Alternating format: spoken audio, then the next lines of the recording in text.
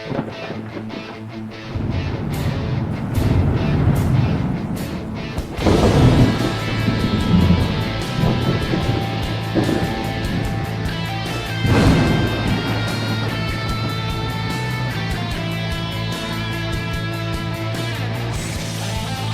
out there, and welcome to the No Shit Cast. I'm your host, Matt Frazier.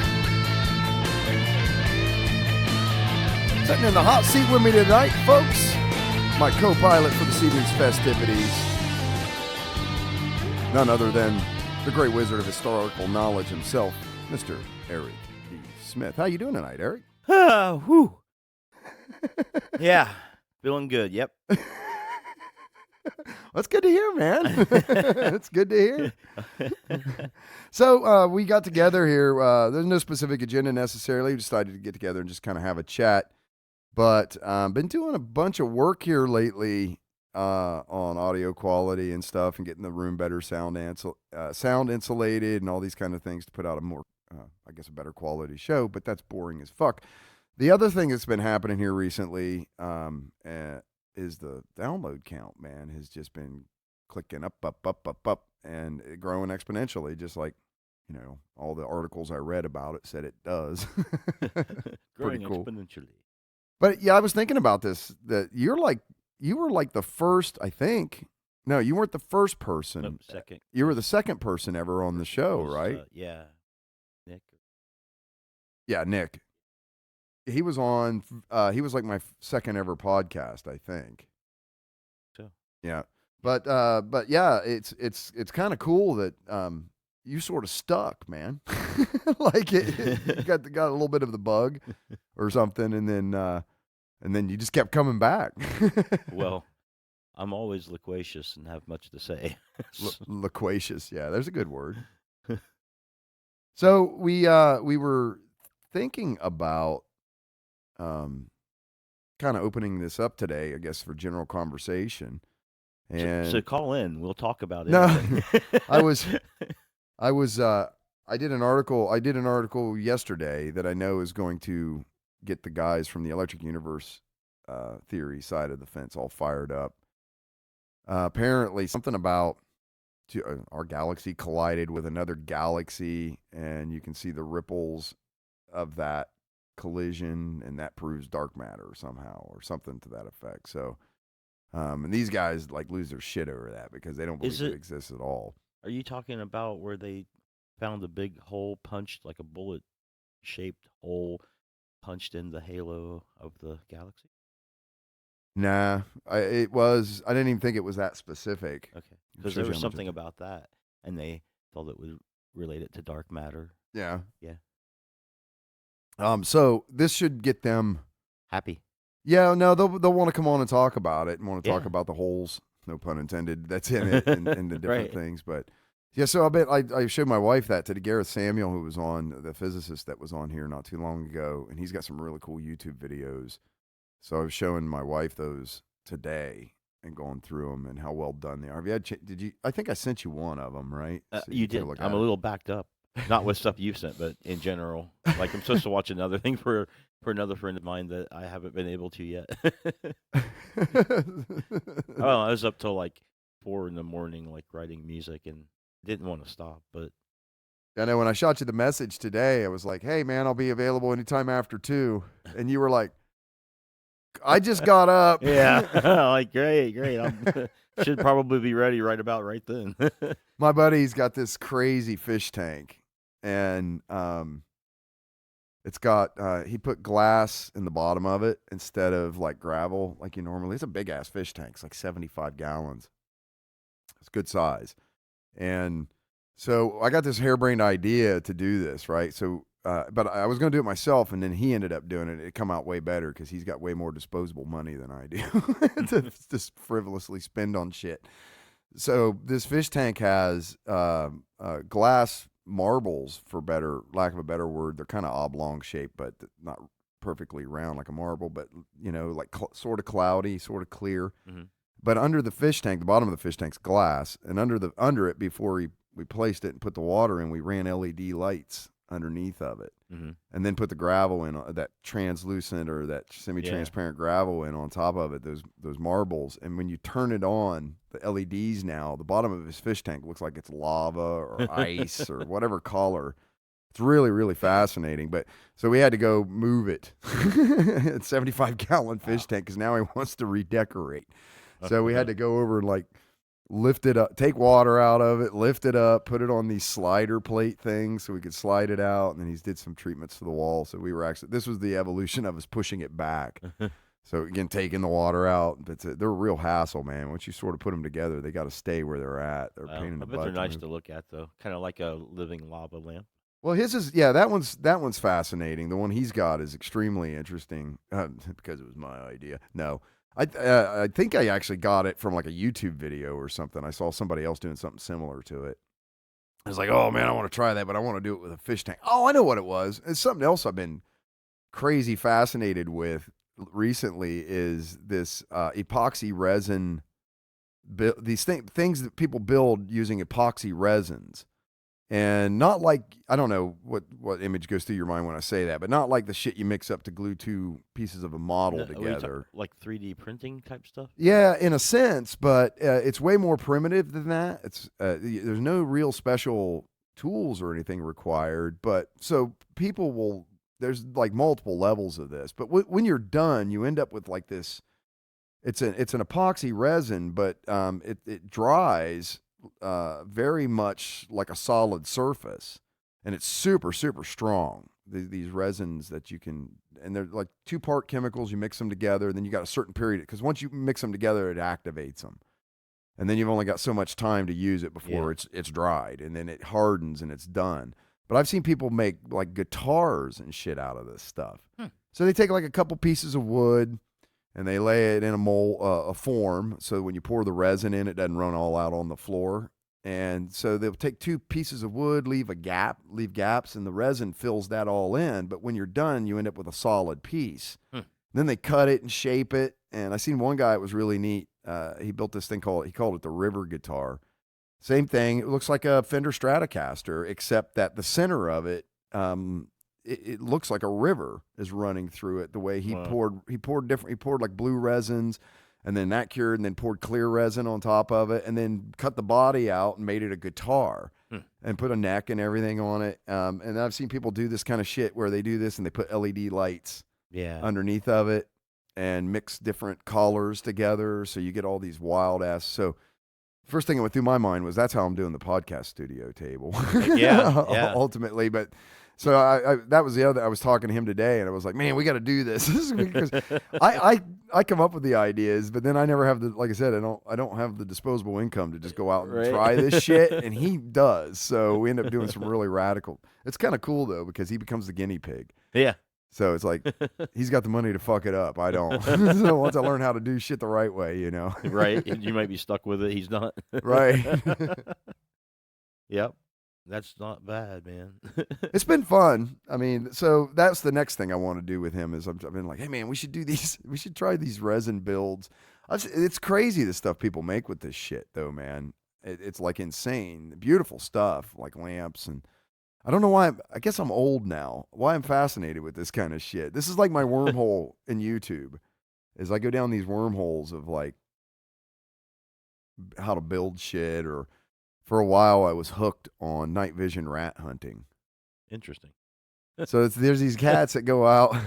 I know, right? So there's these cats that go out with they have high powered like pellet rifles, basically. Wait, the cats do? People. Oh. There's these people that go out with these high powered pellet rifles. Okay. I don't know why I said cats. I get, hey, daddy. I'm just making sure. I don't know what's going on there. I'm like, oh, okay. Okay. Well, because cats hunt. Yeah, mice, I get that. I understand. So I thought you literally meant cat. I don't know where that's coming from. Okay, I'm not sure. I just want to make sure I follow.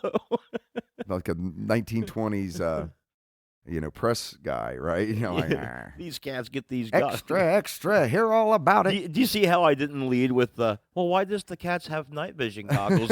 Like I did think of that, but I'm like, wait a minute, I just don't understand something here. So these people with these high-powered pellet rifles have like night vision scopes on them, but they hook up like their iPhones or cameras to them, and they go in and they just go through like a landfill or someplace that's got a bad rat infestation problem, and they're able to kill the rats, but the bullets, without the chance of something coming back, killing them or just putting an eye out, but not killing anyone. Well, yeah, it won't go through a wall, right? This kind of stuff. So I was like, it's morbid as shit. I don't know why, but I get on these kicks, right? So that was one.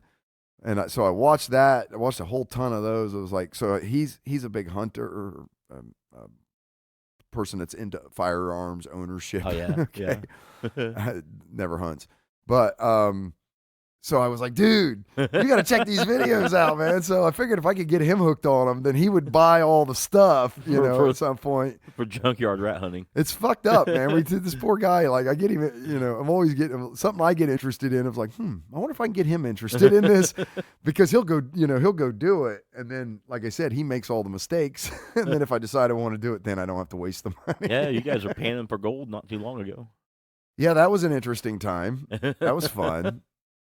I found something that resembled gold. It was pretty, like, the size of my thumbnail, and I gave it to the guy that I was panning with, and he was like, well, I'll have this checked and see if this is gold. Never heard another word about it. So either it was a rock, which it most likely was, or somebody got a big chunk of gold, and I panned it for him. I'm not sure which yet. That's the anachronistic form of playing the lottery. Yeah, I did it more for hanging out with my buddy. Yeah. And going out and doing something. I'd never done it before. Have you ever panned for gold? Never. It's interesting. It's not something I'd want to do every day. Not for a living, at least. I right? did it enough to realize this kind of sucks, man. I wouldn't want to do this every day. Interesting, but sucks. I would have to build. See, I would have to build something that does it. There's no way I could stand there with a pan, like squatting in a creek. Automated panhandler. Yeah, I would have like some sort of mechanism that would go through and shake it all, sleuth boxes and all this kind of stuff. There's no way I would do that shit by hand. It would drive me nuts. That'd be like baling hay. Yeah. You get a hay baler, so now you got an automatic panhandler. Yeah. Which doesn't. I mean, then it would be a whole new word for panhandler. Yeah. Could you imagine going out there with a scythe and cutting grass down, and then how'd they do it? They raked it up into like these bunches, and they'd wrap them individually, the long strands of grass. Yeah. And they did that all by hand. Pretty much, yeah. I decided on the back of a hay wagon that I wasn't fucking becoming a farmer, okay? Yeah. And I was going to get, and that was automated, you know what I mean? I mean, think about, how they used to do that crap. Like the Amish still do it that way. Yeah, oh yeah. You see them out there with those long scythes and shit, man. Just hucking them. Good God. Yeah. By the time you got to the end, it'd be time to start over again. That's some religious fortitude. Right? That's some dedication right there, man. I know that other things exist, but I'm sticking with this because I love you, God. Yeah, I don't believe in God that much. Not in that way, huh? Not at all, Eric. Uh-oh. Yeah, I'm not a big fan. I'm like, if there's an easier way to do, I mean, not that I'm not a big fan of God. That's not what I mean. I'm not a big fan of doing things manually when there's ways to do them with machines that make it a lot easier. Is my point. I'm definitely more of a fan of Jesus than God. As an entity. As anything, an entity, a concept. Yeah. Yeah. I don't know what to make of that. I guess that makes sense. One was sort of hellfire and brimstone, and the other one was Prince of. One peace is and more all. an amalgamation of a bunch of other ancient storm gods Okay. from other places, concepts like that. But the Jesus concept, idea, person was radical for that time period, and was one of the ones of his bunch that like made it into history. Yeah. Like there was other people like him and stuff, but he's the one that kind of made it through all that and became known, and a religion formed up, and like that's pretty impressive. I tell people that all the time. It's like God just had the Jewish people. Jesus had like a lot more people. Jesus, I dig. It's most of his followers I can't fucking stand. But Jesus I think's pretty cool. Like I get that, Jesus had a larger empire, is what I'm saying, than God did on earth. A bigger tent, if you will. Let's not go down that road. Yeah, that was Holy a shit. really strange area that we wandered into. Like when you're in the middle of a dense city, and you go down into an alley, and suddenly you're in a maze of alleys. Has this happened to you? No, unfortunately, it hasn't. I'm just checking. I didn't. It's one of them things like, did you get mugged? No, but I have had fog experiences that was similar to that, like getting lost in a city in deep fog. Yeah. And just becoming lost because I was unfamiliar with the part of the city that I was in. With the landmarks and all that kind of shit. Yeah, it took like 2.5 hours longer to get home than it should have. Like, lost for a while. Like, just wandering around at some points, hoping to find. Now, was you driving or walking? Walking. Oh, that kind of lost. Yeah, huh? I was like 12 or 13, dude. I would walk to my buddy's house. I just moved to the other side of town. Okay. Into this kind of like neighborhood that was a lot of cross streets and houses, you know. They weren't back together, but they were yards separated apart with, you know, decent yards. But there were just a lot of them in that area. So kind of like probably like a housing project that maybe some large company did back in the 50s or something, that kind of thing. And so, you know, there was a lot of intersections, and the houses looked relatively the same. They were all single-story houses, you know, and mostly white. And there was like this dense fog that came in when I was coming back from his house, and he got lost too, dude. He wasn't that far away from that neighborhood, and he was lost too. We had me and 2 other guys, and we couldn't figure it out. We were around there for at least 2 hours trying to figure out where we were. And then, what was it, the fog eventually lifted and you figured out how to get home? No, we just ended up, somebody recognized where we were. One of the other guys did in the street, and we thought that because Sam was the oldest. I was like 12 or something, and he was probably, I don't know, 18 or something. But he recognized the street and led it to some railroad tracks. And then we took the railroad tracks to a place he recognized and was able to backtrack to the house. Yeah. But we were definitely lost. In Paris, Texas. Oh, my God, of all the places. Yeah. Foggy in Paris. We didn't stop and ask anybody anything, you know. It wasn't like we were asking for directions or like, you know, having any, you know, we were just trying to figure out where we were. That's right. You lived in Texas for a while, right? Yeah, 6 years, a little over 6 years. Is that long enough to be considered a Southerner? I don't think so. I think your grandparents have to be born in the South to be considered a Southerner or something like that. Yeah, right? probably. I don't know. I mean, I was 2 years was about enough time to be accepted for who you were, with the distinction that you weren't one of them. Yeah, but you still talk funny. Yeah. Well, no. After 2 years, at least for me, I had picked up the accent. I moved down there when I was 10. So by the time I was 12, about the time that this story was going on that I was telling you about with the fog, I was pretty much talking like them. I'd picked up the accent. Yeah. And I knew the differences between the two. And sometimes I'd forget when I was down there, when I'd start thinking about going back here to Ohio, like on summer vacation, I would start thinking about those differences, about how instead of saying things like you all, it would be you guys. Yeah. You know, how I kind of have to remember to shift back to that, or there'd be that same weird adjustment period where people would look at you strange. It's funny, the difference, because being a Midwesterner, right, I've been able to live both in the North and in the South. And everything between the North and, it's all degrees of, here, let me explain. When you live in New England, like, I don't know, 3 months of summer, and then it's just shit for the rest of the year. It's not like there's a spring and a fall. It goes from summer to fuck you. Yeah. And then it stays fuck you until summer, which gets into the 70s kind of thing. People still have pools, but a lot of them have heaters. Anyway, that's their idea of cold, right? Yeah. You get used to things like 11 feet of fucking snow in your yard at a time and different stuff. And then you move, and then you come down to Ohio, which is, you know, maybe it snows. Northern Ohio, it definitely does. But by the time you get down into southern Ohio, it doesn't hardly snow at all. Yeah. And all of those people want to move south to get away from the cold. Yeah. Right? Yeah. But there's all these people in New England that think Ohio would be like summer paradise. Yeah. So it's funny because it's the same thing with the language. When I moved up to New England, so in New England, they talk so fucking fast, they just remove letters from words. Okay, so there's a town called Haverhill, but it's spelled Haver, like Haverhill, but they just pronounce it Haverhill. Haverhill. Like everything's like go, go, go, go. Then you get down into the when you start getting down towards the Midwest and into the South, they start adding letters to words like wash becomes warsh.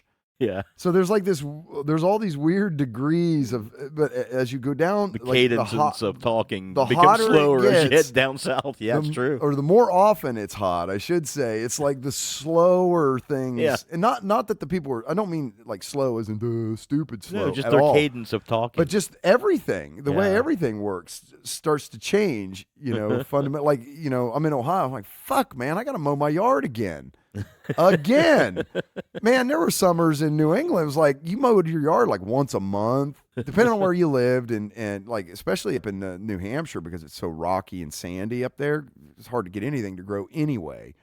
So your yard was like, yeah, whatever. You go out and hit it with a weed whacker every now and then. But shit, man, you start getting down into the South and like everything grows. So there's like a whole. So I'm not shoveling snow.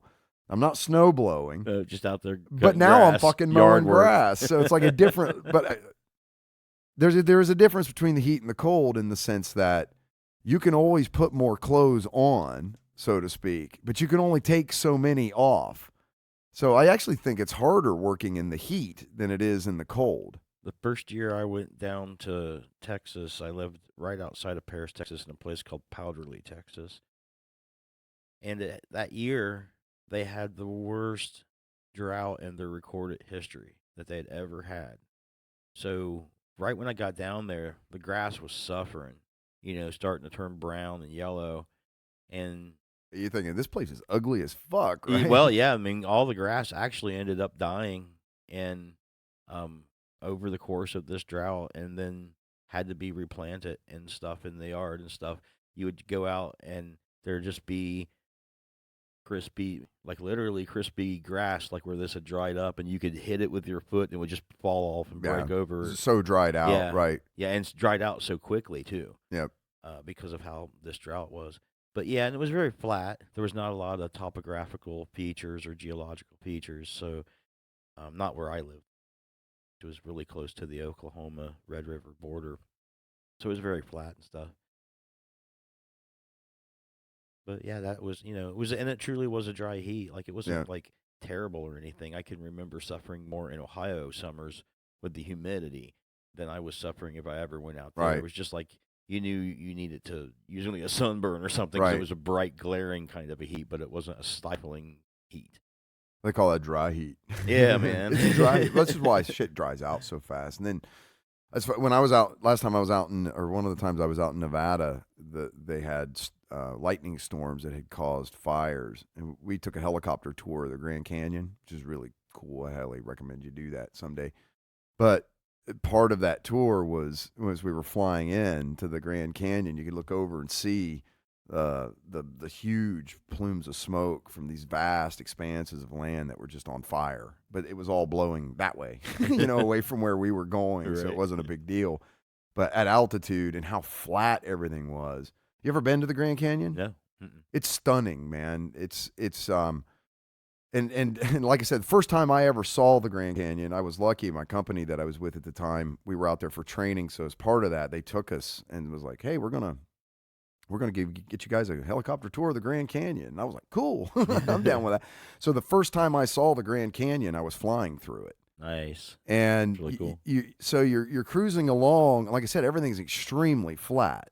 There's no hills. It's not like it's, you're flying between mountains here. Yeah. It's a canyon, right? Right. So being from New England or living in New England and in the Midwest where, Appalachia and stuff, you don't realize how fucking flat shit can actually get. And so we're out there, you get in the helicopters and they're just flying along at a couple 100 feet over the hard deck.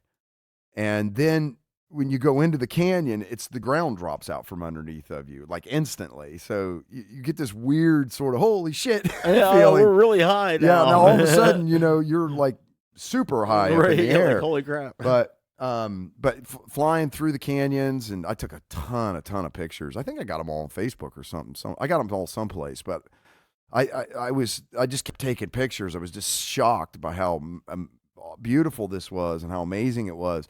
And when I went back and looked at the pictures, the problem with the pictures is they don't at all capture the grandeur. And the grandeur of it. Yeah. So it's just a bunch of pictures of dirt and ridge lines is what it looks like. It's like, so what? Yeah. So that doesn't look like any other dirty ridge line. But there, you have to kind of go, or better yet, it would have been better if I was in like the front seat and I could have taken pictures down the canyon. I think would have made a big, but I was in the back because was fat. It's like, no, you all have to get on scales and stuff before you get on these helicopters, so they make sure that the weight's all balanced right. So that's how you're in the back, fatty. So I was in the back, shooting out the side window of the helicopter. But it's amazing, man. It really is like, holy shit, what is this? Wow. And you just think, well, the EU guys think, some of the EU guys, Electric Universe guys, think it was done by lightning. That's one of their sort of positions, I guess. And then the accepted position is that it was carved out. What was that? The Colorado River or whatever it is that comes down through there. But the amount of freaking dirt that's been removed, because I said, it's a crack in the ground. Yeah, it's just an enormous crack in the ground, right? And when you look at how much material has been removed and dumped into the ocean down the, ultimately, but has been cut down through this river. It's freaking amazing. It's like, how many millions of years did this take, or cataclysmic event, as I guess, ice age ending and the glaciers melting a lot more water was moving through there at the time, I guess is what I'm saying. At the end of the ice age, when things were melting. So there's things like that, that it could be. Which would be definitely cataclysmic if you were anywhere nearby, probably. But yeah, I think it was Sherfu was telling me that there's a theory that some of these large type landmarks were actually carved by lightning strikes, massive like solar wind driven lightning storms. I remember seeing some of the pictures in the reports, like that you were showing me. Oh yeah, from the stuff that like the crater rings, stuff like that. Yeah. Yeah, it's pretty interesting shit, man. Yeah, I remember you telling me about that. Yeah, they got me hooked, dude. So now I'm going down the rabbit hole. I have another friend that's interested in that, and I keep meaning to get a hold of him to turn him on to the podcast. See if he has any interest in him. I don't know if he does or not, but I know that he talked about that with me too.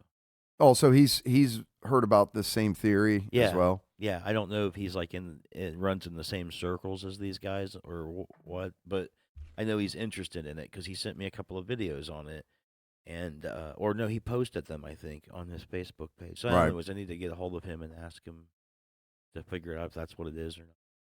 Well, there's inside the plasma cosmology theory, there's camps as well. Is there? Yeah, there's separate camps that have different theories on that they disagree with each other on, and then inside the camps, there are people that are really more focused, like it seems like, from what I've observed here, on, say, just the physics side of it. There are people that are attracted to it just because of the electrical, because the plasma and electric field theory is all kind of tied together.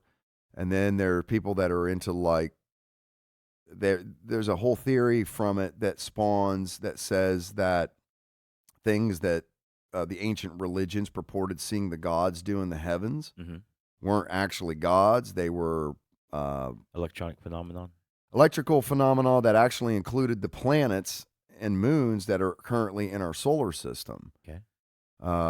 Planets like colliding and different things. I haven't gone down the rabbit hole a lot with that yet. So when you like history things, you mean like things like the Nuremberg wood carving and No, I mean like Zeus. Where did the whole idea of Zeus sort of actually come from, and Mars and Venus and the names and the like Sherfu can go into it way, like he says that he talks about how, like in the Star Wars movies, the blowing up of the Death Star is a very cathartic thing because it has something to do with Venus. And it was ingrained in us because we were watching this play out in the skies in front of us. And because of the hypercharged sort of state of the solar system at the time, and you could actually see the plasma webs that connect the planets and all the heavenly bodies together. So it was like someone was literally drawing lines to these things in the sky,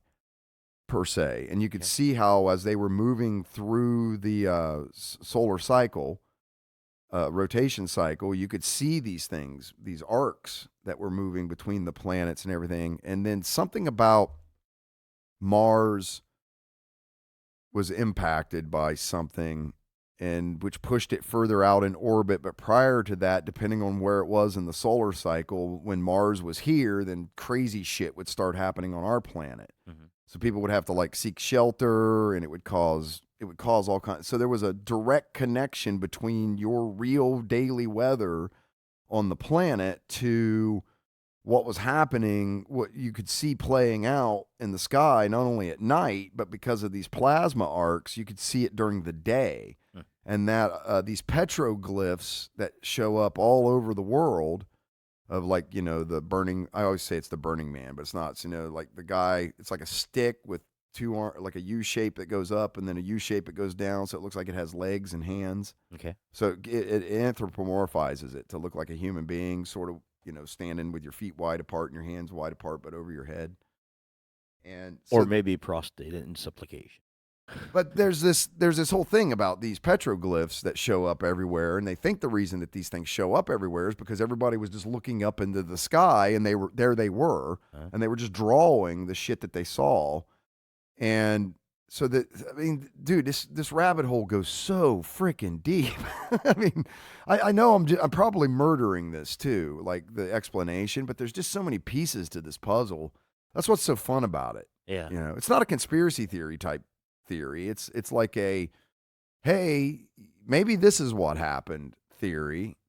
And now with some of the new Hubble satellite photos that are coming out, that are showing a lot more, and the other space telescopes they've got out there that shows us a much clearer picture of the universe. They're going through that kind of data and going, well, here's a, for instance, like that guy Gareth has several videos on phenomena that's just recently been discovered. What do you call it? Alpha Centauri A or something? I don't know. Proxima Centauri A and B. Maybe that's it. And you can see they're exchanging. There's something being exchanged, like a dust cloud between them. They're saying that the reason that that's actually happening is because of the electrical connection there. That there's actually an exchange of energy taking place. It might be down into the millivolts per whatever. But it's galactically driven. It's not, it's something that's so massive. Yeah. And now we're far enough away and have good enough telescopes that we can actually see this shit. That makes sense? Yeah, it does. Let me go down this wormhole here. This is I was just thinking of what I know about that trinary star system, Proxima Centauri. I could be wrong about that too, by the way. Sometimes when they get into that technical stuff, I'm just like, yep. I'll take your word for it, I'll have to go back and look at shit up myself later. I have a map. Everybody does if they have a smartphone, Bubba. Yeah, but I mean, Proxima Centauri A and B. It's like, good for you learning how to use apps. I've got stuff. A map. Yeah, see, if we get that solar flare, it won't. We'll need to know how to use a map again. Sweet solar flare of death 2020. That's who I'm voting for. Send us back to the Stone Age. We don't deserve it anymore. So what are you doing?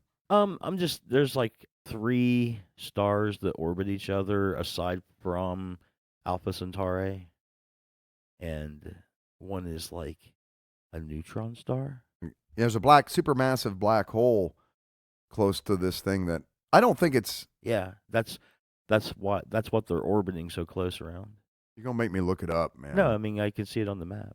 Okay. Like, there's literally a neutron star here that they're orbiting around. See? Then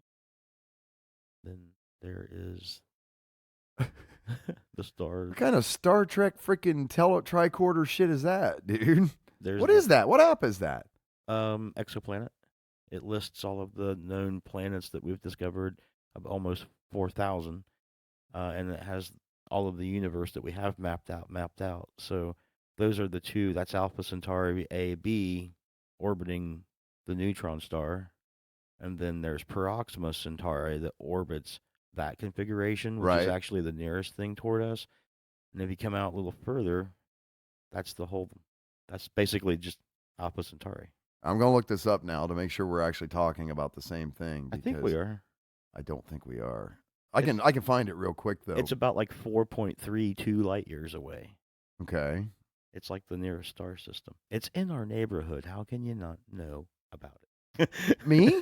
Anybody?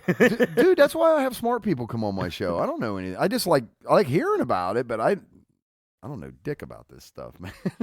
Just that's our nearest star system.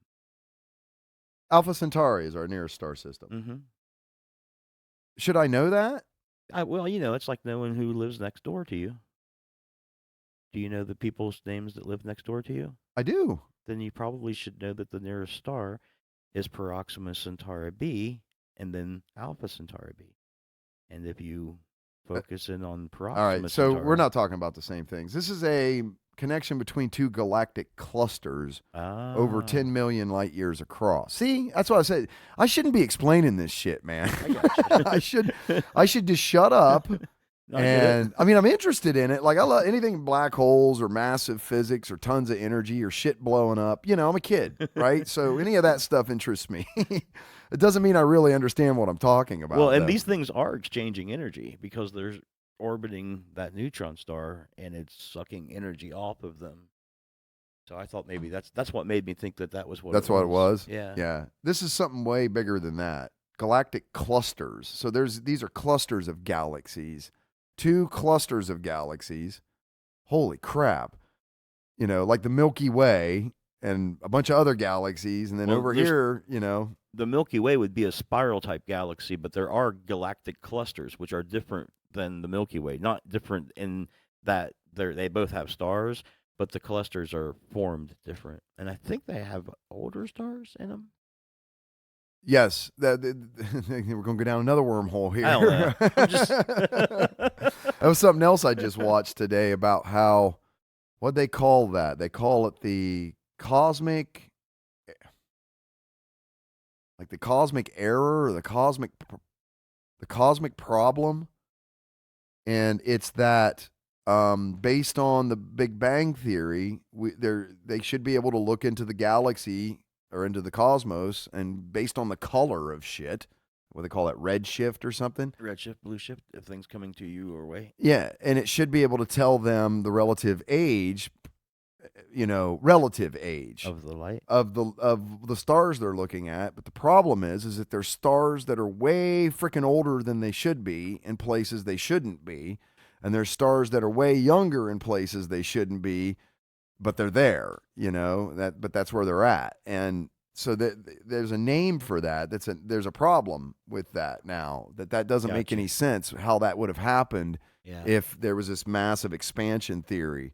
Sure. There shouldn't be, the oldest stars should be in one place, and because of the way the galaxy forms, or the cosmos supposedly forms from the center out, I think what they're saying is the older shit should be closer to the center, and the newer much further away. But that's not what they're finding. It's like it's everywhere. Well, I'm definitely not a fan of the Big Bang Theory, and I've felt that way for quite a number of decades, and that's mostly because I don't agree with Alan Guth's idea of inflation. Okay. So, early on, one of the big problems with the Big Bang Theory was that it produced a very homogeneous universe, which is kind of, I guess, what they're getting to. The point is things should be in certain places, right? To get around that, Alan Guth came up with this idea of inflation, where the only point in cosmological history the universe traveled faster than the speed of light for the first time and caused this homogeny to occur. And then it stopped and everything resumed normal and then that pace. was the speed limit, period. After that. Yeah. But prior to that. But for an instant, prior to that, in between the Big Bang explosion and today, there was a period, a really small period, but there was it wasn't like that before that or after that. But at the right time that it would have had to have been, they inserted this idea that the universe expanded faster than the speed of light to make an explanation for the observation that we're currently seeing. So wouldn't they just make the argument then that given that the, insane amount of energy that was exploding at that point, at that exact point in time, that it would bend the laws of physics? And isn't that what they would say? Look, this event was so catastrophically large that the laws of physics itself were bent in that instant. But that really doesn't ever happen that we can see. The reason why it's laws of physics is because they don't break, and they're that way everywhere at the universe at all times. There's ideas out there that says light is slowing down. If that was happening, you would say, well, that's bending the laws of physics, right? But we can't see that in any tests that we've done, even though mathematically it looks like that's a possibility, right?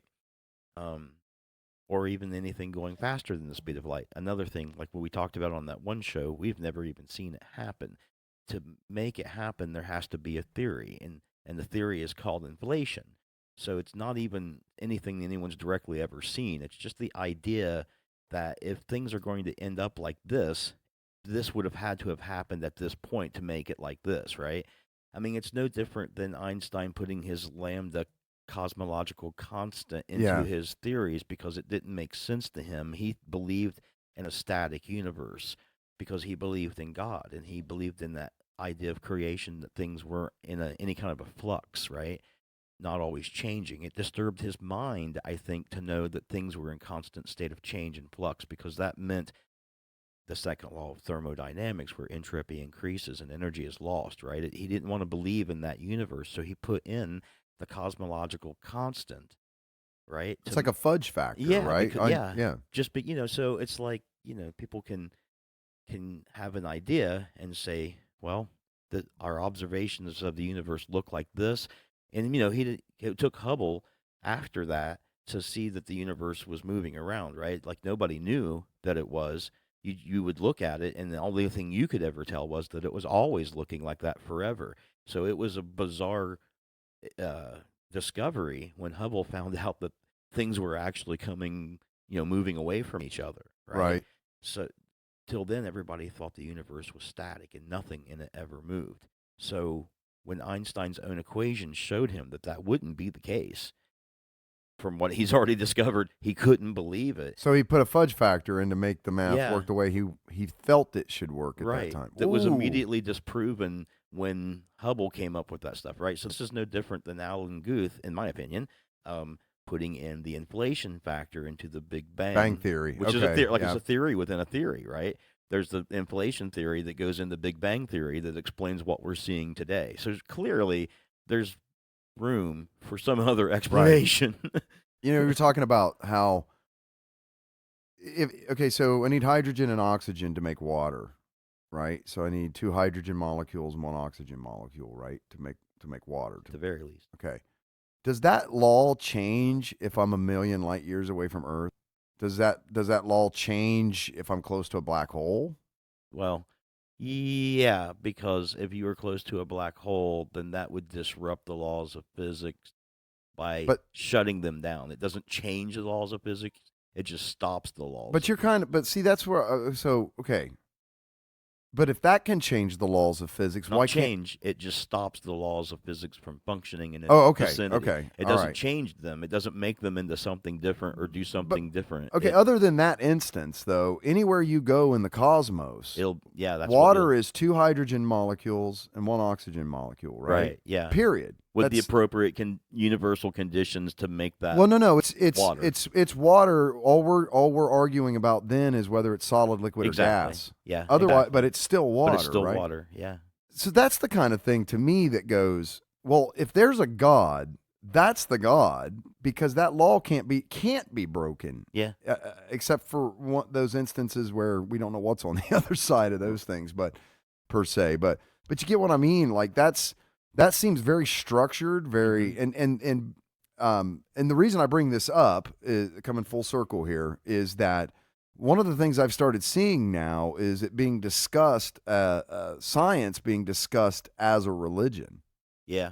Yeah. Have you seen this? Well, yeah. And I mean, so I'm not saying that we, I agree with it. I'm just saying no, these are and we kind of the talked about arguments. how people are using UFO as spiritual religion too, right? And because it's founded in science, it's more believable. Just like the religion of the old was founded in mythology, which made it more believable because it was a connection, as Joseph Campbell pointed out, to all people. There it is. So, There's the Joseph Campbell reference. Yeah, well, because he was the one that Yeah. showed that man was intrinsically Yeah. connected to his mythologies and the hero cycle, right? The things that were buried deep in us in our DNA through millions of years of evolution and stuff. But this technological revolution has been thrust upon us so very quickly that we are having the future shock, really, that we're seeing spiritually is that we have this disconnect from our mythology, and we need something new and updated. And things involving science fiction, and those kind of things. Superhero, you think falls inside that too? On a fringe. I mean, it's got to be more solid. The more solid science it is, the more spiritual it will probably seem. Are we talking about the difference between Superman and Iron Man? No, we're talking okay. about what you just said. To you, the idea that these things make water anywhere in the universe is godly. Yeah. That science is godly to you. That idea that you understand that makes you a god and is godly to you. That's what I'm saying. Things grounded more in pure science that people understand will feel more spiritual to them because they'll understand the awesome magnitude of what it is that they understand. It's this understanding that goes to the whole universe and back, right? Yeah, it's Bruno's God. Yeah, and they burned him at the stake. Yeah. So, the guy that had the dreams and stuff about infinity and stuff. That dude, yep. right? Yeah. Yep. Yeah. So I mean, yeah, I don't have any problem believing that. The Catholic Church has a astronomer and who has said things like that the church is pretty much behind the idea that life would exist elsewhere. And again, for the same reason, because if you can make water like that here and you can wherever, there's no reason why there wouldn't be water there, under the right conditions, and then thus life would arise for all the same reasons that arose here. Right. So that's there. I can definitely see where the church could make a move toward that, and where other people's mindsets would be, especially with the people who look at things on the very edge of science, like UFOs, or the idea that there's superior science someplace else in the universe is not that much different of a thought of believing there's a superior spiritual being somewhere else in the universe. It's an evolution. Yeah. And what's funny to me, especially about people of devout faith, is how, generally speaking, they feel like any evolution inside their doctrine is heresy. But nobody on this planet at this time participates in a faith that hasn't evolved. Yeah. So what we're arguing about is degrees of evolution, sure, not yeah. and thus literally degrees in some place, of interpretation. So I'm just more on the scale of, okay, it evolves, accept that. Sometimes it's going to evolve really fast. Sometimes it's going to evolve really slow. Yeah. But there's nothing sacred about it, folks. But because it's all has evolved. It all has changed. But imagine spiritually embracing something which, in and of itself, is intrinsic for change. Like science is based on improving and changing and refining. Right. If you start embracing that spiritually, that's a kind of a paradigm shift for the spiritual guy. Yeah. Or woman or whoever. Yeah, it feels very wishy-washy, probably, and feels very, I got nothing I can stand on kind of idea, because everything could change tomorrow. Well, that's not actually true. That's just I'm saying that's the way, I think change that's the in a way way it that feels. you can understand, not change in some metaphysical. You can quantify? Yeah, and understand and realize that you're working with this, and you've always been working with this, not a metaphysical change because the heavens have changed, but a change has always been there, that it's a discovered change, right? It's not an arbitrary change in the dogma of a religion. It's a change that's always been there, and the change has been with you. You've discovered that, this is how it works now. I get it. And again, that knowledge is priceless because once you get it, that's not Well, going to that change. and where I come from is like it's like, look, everybody, it's not that we don't accept these things evolving. They do. I mean, with very few exceptions. There are exceptions to what I'm saying. Okay.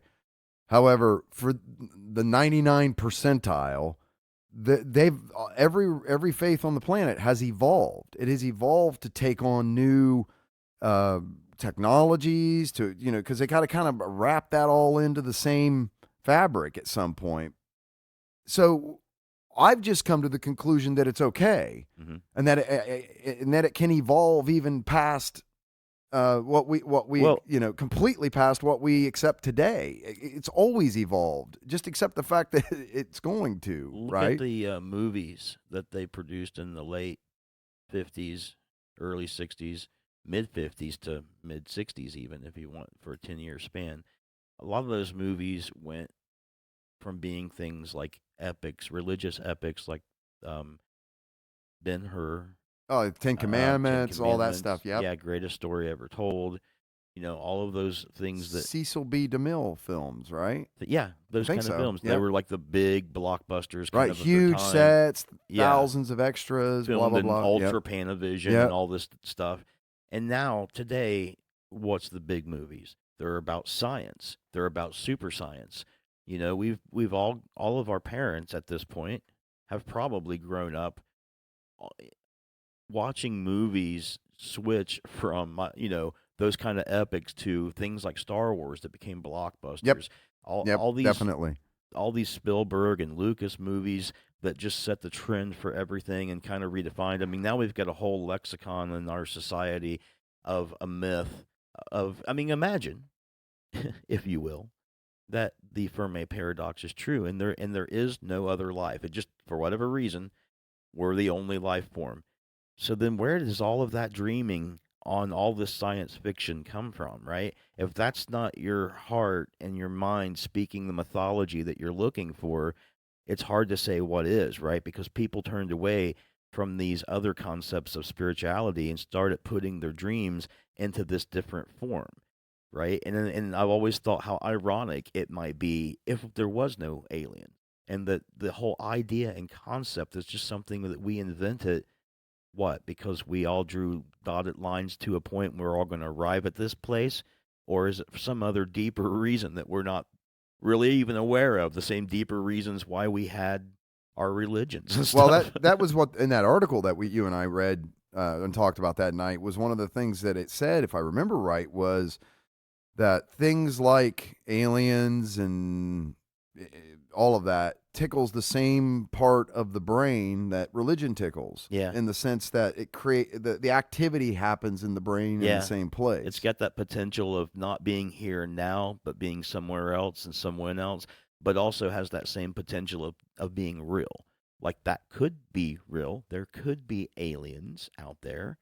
There could be artificial intelligence. There might be a robot race somewhere. I don't know, right? It's feasible. It's likely, more likely than saying maybe ghosts exist because you can directly show that there's evolutions of robots, right? And artificial intelligence. So it's easier to make the speculation that there could be an advanced artificial intelligence out there or a robotic race because after all we have these things ourselves, just not in an advanced form, right. Dig it. But we Yep. don't have any unadvanced ghosts that we would speculate there are more advanced ghosts someplace else in the universe. You know what I'm saying? Right. It's kind of made that switch. Now I'm not trying to say there are or are not ghosts. I'm saying there's this switch in society that seems to be slowly moving to the idea of other things instead of ghosts, demons, devils, and angels, and daemons, and things like that. We now have the Greys, or we now have different kinds of aliens and stuff. Right. Yeah, no, totally. I get that. Yeah, it's I can see how that becomes its own thing, right? But if the point is like if we didn't imagine that there's something else out there bigger, would we want to bother going? I don't know. You know what I mean? Yeah, Like, so I that's think like that's saying part of it. But doesn't that spawn from the same thing that makes us want to jump in a rickety ass wooden boat powered by the wind and sail across a river? Well, I know. I think that's an two ocean different things. That's like saying if God didn't exist, would we still be compelled to be good? if we didn't believe there were an alien life out there that had the answers to our desperate questions, would we still go? Like, that's the same question either way. Now, explorers aside, explorers have that desire to explore wherever they explore, whether they're psychonauts, astronauts, or whatever. Those people, they're travelers or whatever, right? There's people that explore. There's also people that live on danger and stuff. But that same question still exists. Would you be ethically and moralistically good if God didn't exist? How would you achieve that end? Would you go out in space if you didn't think there was something out there to meet you? I think we would, but I think it's kind of in our nature, though. And it seems to be because species migrate. mm-hmm. So do we. Yeah. It's sort of a function of life to spread out and make more life. Like that's sort of how it works. I know in The Expanse they had the Mormons building a big giant spaceship to go to a star. I never finished that, man. No, I didn't either. Yeah. There's a third season. I think I might have watched 1.5 seasons, but I still need to watch it. But anyways, wash it, clean it, fold it, and then watch it. And whatever it takes. Whatever man. it takes for the Mormons to get to the star they want to be at. I hope it's not Proxima Centauri. It's a pretty unnavigable. Well, spot. Actually, it's kind of cool because one of the articles that I had brought up that I'm going to do on one of the news updates is about what happens physiologically to the human body when it's been out in space for a long period of time. It isn't good. No, there's lots of weird things that you wouldn't expect that happen. We need gravity, or we're not really going very far. Yeah, so to speak. Microgravity at least. Yeah, there has to be some sort of gravity, or because human beings don't do well in zero gravity for long. And they long do periods even of worse time. when they come back. That's right. He's fluid on his brain and his eyeballs. The shape of his eyeballs changed. Stop, I know. Ouch. my eyeballs hurt now. And you want to go to Mars and back? Yeah. Well, yeah. I mean, I hope that they would provide some microgravity, like by spinning a section of the ship or something. Maybe. First time I heard it, because I always had this idea. It was like, so the limiting factor here is propulsion. But if you could accelerate at 1G over time, right, until you get closer to to the speed of light or whatever your physical limitation is. So if you created like a large flat Earth, okay, and you put a big rocket or some sort of big propulsion engines on the bottom of it, and you could accelerate it at 1G, then once you got to the limits, you'd just flip, and you'd slow down at 1G. And then flip again, and then and you could leapfrog your way, sort of that way towards a destination, and still maintain gravity 99% of the time. But the first person I ever heard talk about it was Neil deGrasse Tyson, and there's actually like a formula that you can by using that method to figure out how long it takes to get to like travel a light year. Mm-hmm. It's like I can't remember what it is. He said what it was. It's a real simple formula, which is probably why I forgot it. But there's a real simple formula for figuring that out. So the limiting factor for humanity right now, for biologically, is that 1G, is being able to accelerate at 1G, and then thusly you could also decelerate at 1G, and you would be able to maintain like a gravity environment for people inside that. See, again, this is why it's important that people understand the laws of physics and how they apply across the universe, right? It's not like the universe is hiding anything from you. Not at all. No. Yeah. You can math it out, and you can use it to your advantage. Of physics and science, do you need faith? Yeah. Well, that's my question. It's easy to have faith in physics and science because I get that. You don't need it. That's not faith, though. That's or maybe okay, whatever you want to call it. But I'm saying that if you can demonstrate it over and over and over again, there's not belief here. Look, I can drop something and it falls. But it's as close as you can get to feeling that way. Like, for instance, dude, I know if I broke down at any time, anywhere in this town, and I called you for help, you would be there. Yeah. I have that absolute faith in that you would. But that has nothing to do with science. No, but your steadfastness as a friend is like a science. Yeah. Metaphorically speaking. I appreciate that. Thank you. So yeah, no problem. I mean, so metaphorically speaking, I have a belief that I believe that I feel comfortable because I know if anything really bad happened and I needed like a help or something, you could. Well, where I see faith showing up in science is like, okay, we've mathed the piss out of this. We've built this ginormous Elon Musk rocket. And now I'm going to have faith in the physics that when I shoot this thing up, it isn't just going to blow up or Yeah. fly over here and kill us all, right? Yeah. That's where I see faith in the engineering, Yeah. faith in the science. But Yeah. they get there through, Through math peer and, review and empirical type studies and repeatability and all of these kinds of things. or else is how how else they would get you there. have faith in it if it hadn't went through? But I meant like in the spiritual sense. So I think that's the rub. I think that's where a lot of people like resist teaching evolution, for instance, as a theory, or is that these things don't require belief. They, in the sense that spirituality requires belief. But I've told you something, so now just believe it. Because when a scientist tells you something or an engineer tells you something, you can turn right around and go test that, and it will be true every single time, right? That's different than, someone saying, I've read the cards and or whatever it is, and here's what your future, divining you information, so to speak. Does that make sense? So I think that there's a challenge there. Yeah. So that's why it's resisted. Spiritually, for me, the spiritualness I see in it is that it's knowledge, it's universal knowledge.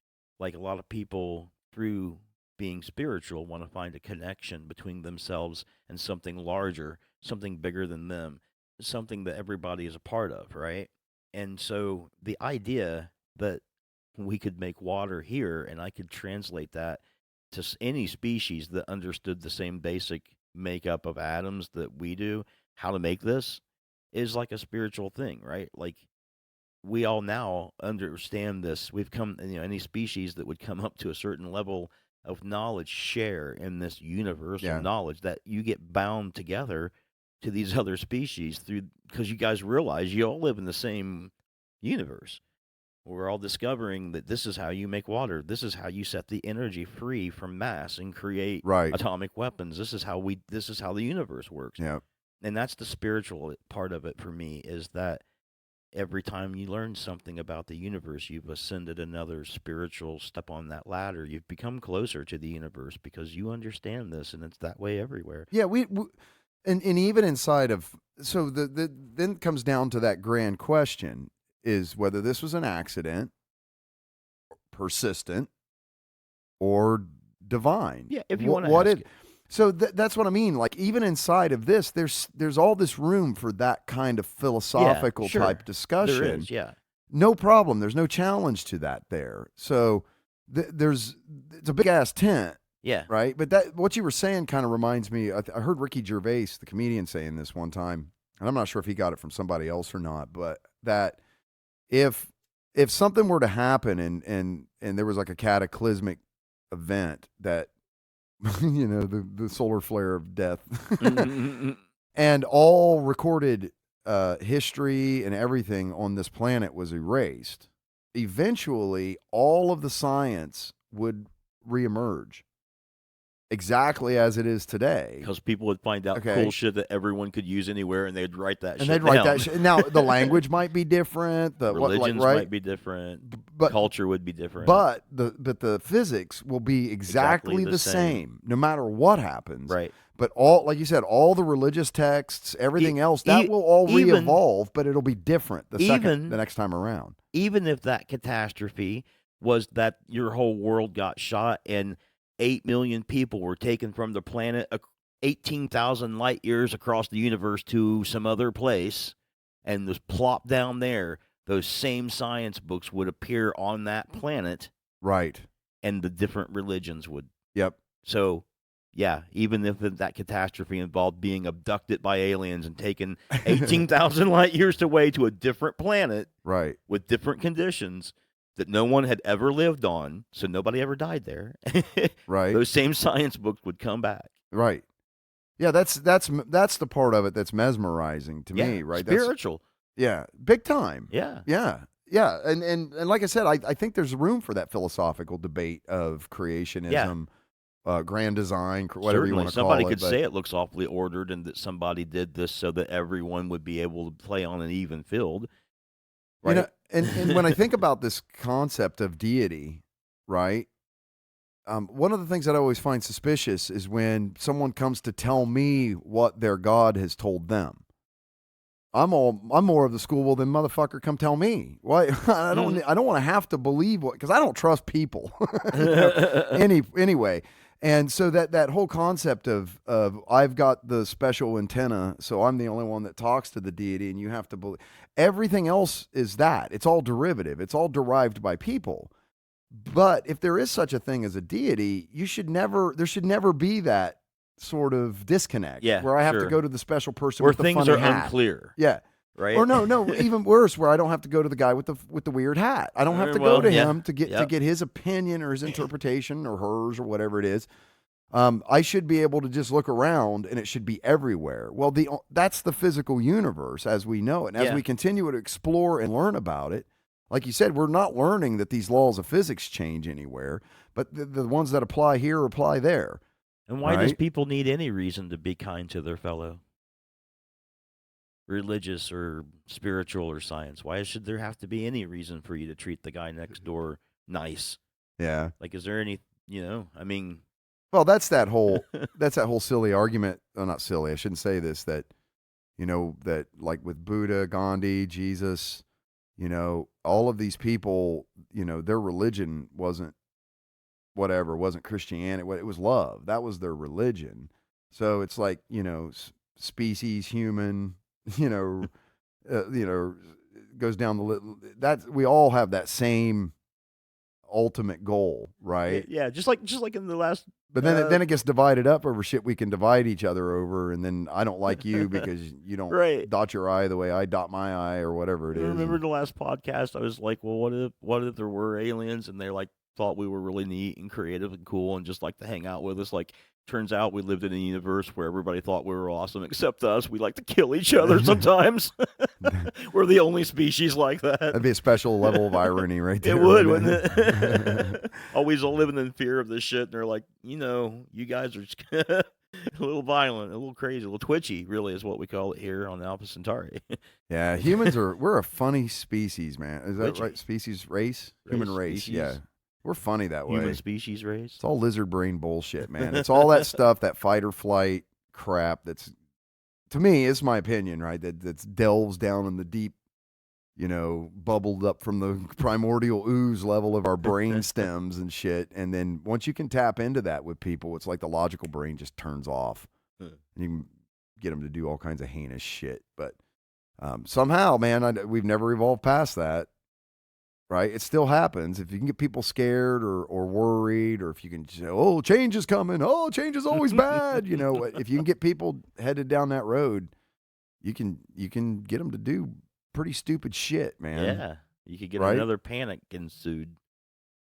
It's funny. Even within like science and engineering with things like nuclear power, you might as well hang it up. You're not doing that. Cult panic to satanic panic to super predator panic to whatever you would like to be very concerned and worried about. Yeah, whichever, catastrophe du jour that's being served up to sell ad spaces. Because really it's all happening at the same time and you can worry about all of it anytime you want. You don't really need to go in waves where you're concerned about a certain thing. It's all it's all happening. Apparently, according to the speaking of this kind of shit, right? Because it's been taken to like a ludicrous level now with the advent of the internet and social media and the way that we communicate, podcasting, whatever you want to call it, right? It's like been fuel to the fire of the evolution of how all this works. So now we deal with these things called like clickbait. You know what I'm talking about, right? Like it's become that refined. And today I woke up to, apparently my Facebook algorithm thinks that on Father's Day I need a Slavic bride. It was like all kinds of weird ads that were popping up for me, and I'm like, what the hell is this? Like, where are these coming from? I don't, my Facebook is Brazilian Jiu-Jitsu, martial arts, like that. It's all this kind of thing. The groups for the people that have been on the podcast. Nothing in there that I need to be married. I'm looking for a mail order bride or any of this kind of thing, but that this has become hyper aware to everybody now as well, that how much influence what you perceive has on you. Yeah. So I think that in a sense has had a bit of a sobering effect. I think it's working. What I'm saying is I think the idea of manipulating people through mass media and propaganda and advertising, whatever moniker you want to put on it. Remember Bill Hicks said one time, if there's anybody in the audience that's in marketing or advertising, and people were like, woo, he goes, just fucking kill yourself right now. It's like, oh. But I think that we as a world society now are becoming super aware of this kind of stuff. And like when I look at my children and their peers, they're just not as susceptible of stupid shit that they hear on the internet. Yeah, I mean, makes sense because a lot of older people go crazy seeing that kind of stuff, and they have a different idea of what news is and what reputable news Well, is. You know how they say that any technology of sufficient complexity will look like magic to someone that doesn't understand it? You ever heard that? I might be misquoting it a little bit, but that's sort of the premise. When you have to explain to your mom or dad how to log on to the Facebook, and here's how you get to the photos, and that's also future shock. Okay, these are the people that we're talking about, right? So they don't have a fundamental understanding that this thing is also an algorithm. It's recording everything you search for, everything you look for, everything you like, every person you friend. It goes, well, hey, do you know these people? Yep. So this algorithm is sort of designed to give you that which you interact with. Yeah. And resonate with. Oh yeah. And I don't think that they quite grasp that what it's doing is it's scouring the planet for information to throw at you. So you're getting like this condensed, aggregated version of what you now think is the truth. And it's not. It's not really any different than it ever has been. Unless you use it for what it's actually meant to be used for, and you don't allow it to feed you things that you would normally seek out with a different level of interest. Right. Like, for instance, I recently accessed my 23andMe genome because, yes, people, I've had my genome done. I know it's been sold to everyone. It's fine. Anyway, I was accessing it, and for the last 3 days, man, I've been getting stuff on my Facebook about just because I accessed it with the Edge browser, right? Now, some people would think that that's just terrible, that's bad, but I don't, because I had while I was accessing it, I was like, I should have went back to the website and figured out how much one cost. It would be neat to, have another one and see if anybody. Are you saying that the reason why Facebook thought I was looking for mail order brides is because I was looking for mail order brides? No, not necessarily. I'm not saying that they can't make a mistake. I'm just saying that for the most part, me personally, the ads I get are exactly the ads I would want to see. Yeah. They're about things I'm actually interested in. Dude, what creeps me out, though, is when I'll do a show about where I get science and technology articles. Mm-hmm. Not even on the same computer, right? Because I load those all into OneNote and then use them to pull up the web pages later. And then 2 days later, I see the article. Yeah, but that's how algorithms work, right? They're like really expansive over many platforms. It's the same. There's no reason why my Facebook should know it. Oh, accurate's accurate. It's kind of what you're getting at. Yeah, sure, that makes sense. Yeah, however it filters down, it's just a reflection of you. If you use it normally, then it will feed into that, and it will always have stuff on hand, so that if you switch back to a hobby you're interested in, you'll start getting things about that, so you're aware of what's currently going on. I don't see that as being anything other than help myself. I don't look at it as being invasive into my privacy, because after all, I'm accessing a public network. Well, that's the beauty. Right, that's absolutely the beauty of it, is once you understand that it's an algorithm and how it kind of works, you can use it to your own advantage. Yeah, I tend to. It's tremendously powerful as a data aggregator. Yeah, and I actually watch some of the advertisements it suggests. Sometimes, in their entirety, sometimes. I put this up on Instagram the other day. It was, I find Facebook ads to be derivative and insulting, so why do I keep freaking clicking on them, But no, today was just weird, because I normally don't ever get ads, like weird sex site ads, especially on Facebook. Like, I've never seen that kind of stuff. Weird. And then like they were popping up like men, you don't have to be alone, let our search engine take care of the rest. And I'm like, what the fuck is this? Did you Why go am I into your getting these? personal data and make sure you were listed as married? Am I married? Like, I don't know I guess the algorithm figures that my wife and I have been married to the appropriate time that I guess we should be getting divorced at this point. I don't know. We're not having any problems, but Facebook thinks we are. If more people did than didn't, then at least you would know that they're trying to help you. Yeah, Those right. ads are trying to give you some way out or something. What the fuck? Good old AI is trying to help you along, man. But I've used it to, like, for the longest time, because I took a hiatus, like a lot of people do, take a hiatus from social media, and then this all came back from that hiatus kind of thing, the podcast, but I went through and removed. You just got to go through and remove all the shit you're following, and I had a lot of news sites and these kinds of things that it was primarily the thing I was subscribed to, and all it was doing was pissing me off all the time. Yeah. And so I went in and said, well, I'm going to change this. I don't want to see this kind of shit anymore. I want to see things that make me actually feel good and inspire me. And you can do that. And once you start interacting with that, the long way to do it is just start interacting with that type of content more, like it, love it, laugh, whatever, more. And you'll start seeing over time, you'll see more of that. And the inverse of that is if you stop going to the other pages and stop sharing those pages' posts, you'll stop seeing theirs pop up on yours. Like, I've only been posting either songs I've written or songs I like, and that's about all I've been posting for quite a while on my Facebook page, barring what other people post there. So I haven't been getting hardly any ads other than like music related ads for a really long time. And it just took that one look into the 23andMe, and then all of a sudden, I had a few different kinds of ads in between those music ads, and it was kind of funny. But I like seeing. Sometimes I'll actually go in and an ad will come up for a new native instrument effect or whatever, and I'll be like, wow, man, that's really cool. I didn't know they had that. I want to check it out. And I actually watch the whole thing and go to the site and look at it and read the specs and stuff. I mean, so if I'm actually responding to an ad like that, they must be ads pretty much tailored for me because they do get my interest. Well, that's the positive side of it. The creepy side of it is it's always Big Brother's always watching you. Well, sorta, kinda, yeah.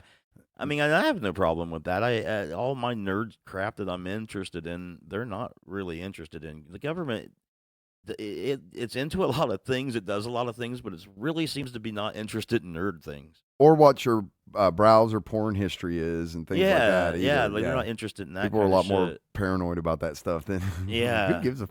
They're looking for either you making some kind of crazy money or doing something seditious, or it's one of the things hurt a bunch of people. My wife and I were talking about because she has a friend whose brother passed away, and she inherited like his Facebook passwords and social media passwords, and what does this mean now? How does this get handled? Someone's like, I get hit by the bus. Who owns this podcast? Like, where does it go? And who owns my Facebook account? So generally speaking, it just gets passed on to the spouse or significant other, or immediate family, these kinds of things. And to see that, those become like enshrinements to those people. Yeah, I've seen that. Videos of them are all a part of these Facebook pages. And do you just shut them down? Like, so people are having to define this stuff in their will. Yeah. Like, hey, when I'm done, shut the Facebook page shut down. it down, or Aunt Sally gets, or however that works out. But it's a new thing that we're having to deal with because now we have this virtual life. Yeah. That goes out there and stays out there in perpetuity for, as long as the servers and everything are alive, it stays out there forever. I think there's at least been a couple of people that I've known that's died and their Facebook page is still running, functioning, and occasionally has a family member making a comment on it. Right. And I've seen that. I had a buddy that passed away. He was very sick, but every now and then folks will go onto his Facebook page and post, hey, miss you, bud, was thinking about you, or whatever. And I don't know, man. It's so weird to me. I was friends with Adam West on Facebook, and I guess it's no different than going to a graveyard. And his family got on there and said, basically that thanks for all the people who are still interacting through the page, and that they were thinking of him and stuff like that. So that seemed more like a memorial, maybe because he was famous, But the people who weren't really famous, their families handling it in the same way. So I don't know, but that'd be like 3 people that I know. Strange, huh? Yeah. Well, what I was saying earlier was, you can change the algorithm. The brute force way to do it is to go in and just start unfollowing pages and unliking them or whatever that is, unsubscribing and things. And What shocked me was when I went in and did this, about 2 hours in, I was like, that should be enough. Okay, I still hadn't.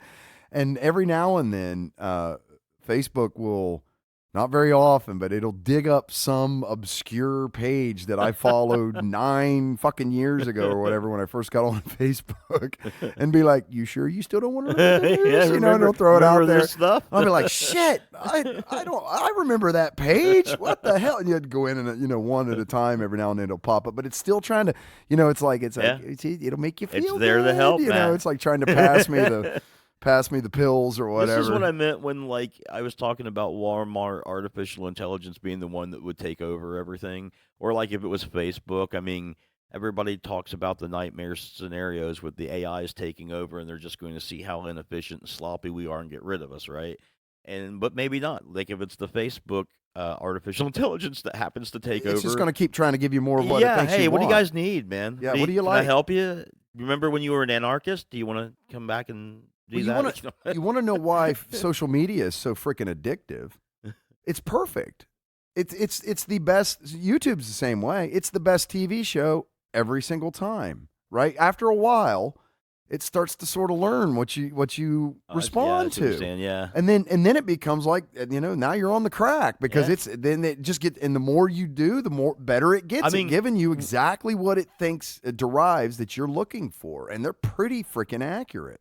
Imagine if we had the money to hire an artificial intelligence to monitor our downloads and to tell us exactly what it is that people responded to and what places they paused the position of the podcast. Yeah, powerful, or how many huh? people went. Yeah, I mean, then you could start arranging all of the ones like that on top for people to see right away or whatever.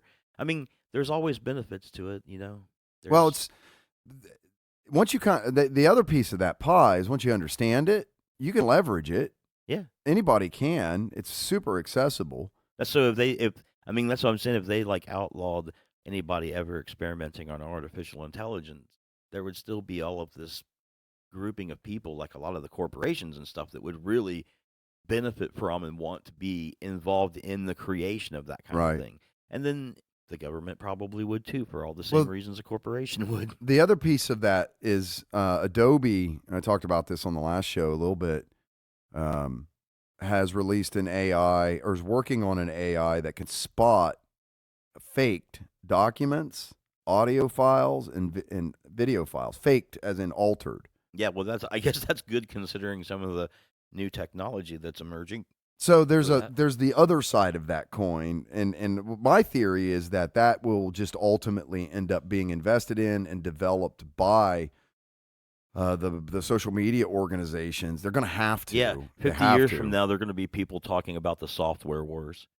Right? Yeah, like the arms race or something like that. That already happened between Apple and Microsoft, no, I'm talking right? about between, say, people who invent viruses versus the people that do antivirus, right? Right. But now, like what you're talking about, there could be 2 sides to that too, right?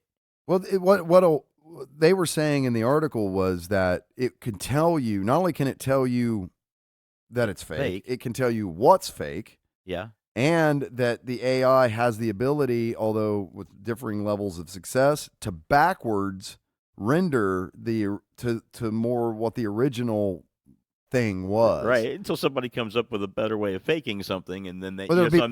Going to be back and forth. But like a new technology or a new war. That's like everything. Everything kind of works that way, right? Gambling, drugs, cigarettes, alcohol, any of this kind of stuff that's highly addictive. Yeah. There ends up becoming like you can't get rid of it. Nope. The best you can hope for is to sort of level it all out so that it's neither destructive or What technology giveth, technology taketh Take it away, right? But I think that's really cool that there's now this other side of the equation that's starting to happen, and Adobe comes out and says, we did this because of ethical concerns of the usage of our product. And I'm like, well, fucking hallelujah. Finally, somebody is like, well, it doesn't matter. The customer is always right. Right. Somebody trying Sometimes, to protect their propriety. well, that's a real argument for how we sort of end up with large entities doing sort of what you look back on and go, man, that's pretty heinous shit. Why did you do that? They did it because there was a market for it. Pure and simple. And when everything you do is driven by market, that's why they did it. that's not necessarily a good, so there has to come this point where that's that Jeff Goldblum thing from Jurassic Park. We were too busy trying to figure out whether we could do something. We didn't stop to think about whether we should do something. And the markets are not always necessarily the best indicator. Like people will, will you vote with your dollar? Well, no, you kind of don't because sometimes we'll get into shit that's not necessarily good for us as a society. And there's going to have to be a check and balance that comes from that. And in social media, I think that these things are going to get developed and embedded so that when a video or a picture or something pops up, it's going to tell you this has been altered. Yeah, that would be handy. At least that it gives you that, like kind of like what they're trying to do now with the news stories. Well, this is a bullshit news source or whatever. It will be handy until somebody says it was the government that paid Adobe to do these technological changes and that it's actually real, but Adobe is the one saying that it's fake and it's embedded in their software, and it has been since the ground up, since the whole thing was funded by the Russian government to begin with. You know what I mean? Like, it won't matter. Like, there will still be people that will be like, I don't trust that. one of the things because this is a big deal right now with censorship too, kind of down the same alley with the way that the social media companies are starting to determine which content is allowed and is not allowed to be seen, heard, read, whatever. And I mean, I kind of get. I don't kind of get it. I get how prickly any kind of silencing of specific speech can be for a lot of people. Like that's a hot button issue. Who gets to decide? And there's all these very, big questions that all of a sudden got to be answered. But what it doesn't. So every time I see one of these articles about somebody freaking the fuck out about somebody being yanked off of social media, and I'm going to leave it at that. I'm not talking about the political spectrum or any of this shit. Okay. They always go out and find these cases and points where this person got removed and shouldn't have been. But they never talk about the 20,000 other sites that were child predator sites or whatever they were that also got taken out. And so it's like there's this idea of zero tolerance. Both ways, right? Mm-hmm. Okay, so if you're even remotely bad, you're all bad, kind of thing. So thus, you should go, right?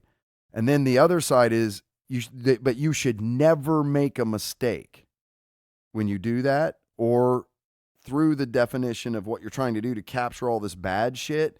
You should never, ever, even one instance, ever inadvertently catch. Yeah, something that shouldn't be in there. You should be catching no dolphins in those nets, right? You see what I mean? Yeah. And ever. And so all of the attacks, and like I said, I'm not going down the road of First Amendment. I'm not talking about any of that. What I'm saying is we're not paying heed at all, or I never see anybody paying heed at all to all of the horrendous shit that people have published and put out there that's been removed. Gotcha. Also in that process. Yeah. So there's a lot of validation to the process, is what you're saying, because it's taken away a lot of shit that should be taken away. So that's what the software engineers and the people that develop this stuff, they're looking at it and going, man, look at all this. Man, this is great. This worked awesome. Yeah. And then they walk out in public and bam, someone punches them in the face and says, well, you shot down Bobo the dipshit, but he did, his right. And blah, blah, blah. And this is all satire. Well, fucking... Yeah. So case by case basis, they have to go back and like turn people's accounts back. Like, okay, that's an exception. Okay, go refine the algorithm. This is the way this is gonna work. But they got to get away from community policing altogether, because community policing is just wishy-washy as fuck. Yeah, that's just forget it. I had one of the biggest. Actually, I think at the time it was the biggest D&D Facebook page, in terms of members, and I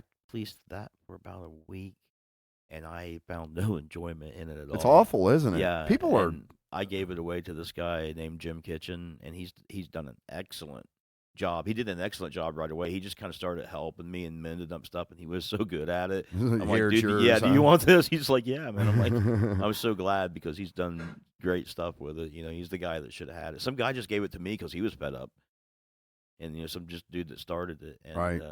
I just happened to be the guy who was trying to help him. He gave it to me. He gave it to the guy who was trying to help me. Now he's got it, which is great.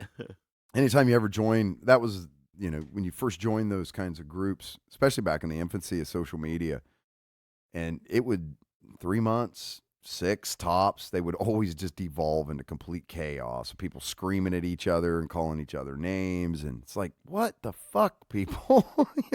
Yeah, this is this is a ukulele group. What the hell? Or can you be getting this angry about stupid shit? But that seems to be how that works. I mean, there are exceptions. I've seen groups that have been around for a long time, and they've been able to manage that kind of stuff. They're pretty quick about throwing people out and saying, you can get out of here, you pain in the ass, whatever. But that's the only way you can do it. And generally, they're the ones that are successful are around very specific topics. Yeah, it seems very time consuming too. I'm in a F-14 group, and I see people get thrown out of it all the time. F-14, the Navy jet that I worked on. So it's like past maintainers and pilots and all of these kind of people. And I don't really say much on it. I don't really say much anyway, but I see the shit that goes on, and I see people popping in and then getting heaved out of the group because it's like, okay, what the fuck does this have to do with the Grumman aircraft? This is an Do you get that this is an F-14 group? Yeah, freedom of speech, motherfucker. Yeah, bye. You're out of here, you douchebag. And it's like, well, anywhere there's a platform, I must be allowed to say whatever the fuck I want. Kind of idea. Oh my god. There are groups for that. See, none of us are members of it because you people all suck. Yeah. So don't be bringing your shit over here. Go keep it over there with the rest of the people like you. Mm-hmm. That's what these groups are for. Yep. This is my tribe. Fuck you. Thus say all of us. Bye-bye. But because some of the guys and gals that have been on the show have Facebook groups and stuff, and without exception, those those all seem to be pretty decently moderated groups. And yeah, we haven't talked to any crazy people, so they must be well moderated because most of the people we've talked to, or all of the people, have been fairly sane and sane, and would keep a tight page, so to speak. Oh shit! So what else is going on, man? We've been going at this for about an hour and a half. Yeah. Oh, yeah. Well, just a rap session. Yeah. Man, that question always comes sooner than I think, and I think, what's going on? Nothing. Nothing's going on. Nothing's happened. I've ate well. I've drank well. Yeah, you're living well. You're living sort of the life of Riley right now, huh? You're just out there having a good time. Having a good time, yeah. It's a great place to be, isn't it? Yeah, I need to lose weight though. Don't we all? Yeah, well, it's not terrible, but if I just keep having a good life, it might get worse.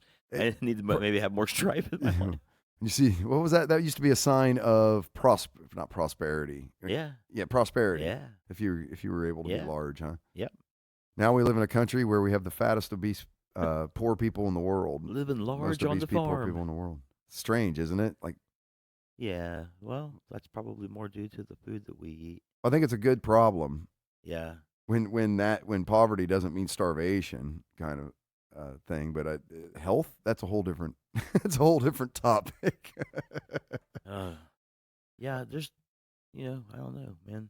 Right now it's just work and writing music and playing RPGs and just being, yeah, enjoying life, waiting for time to pass until the next step comes. Yeah, whatever that is, huh? Yeah, hopefully back to school. That's right. Yeah, back down. You're working on your master's now, right? I will be.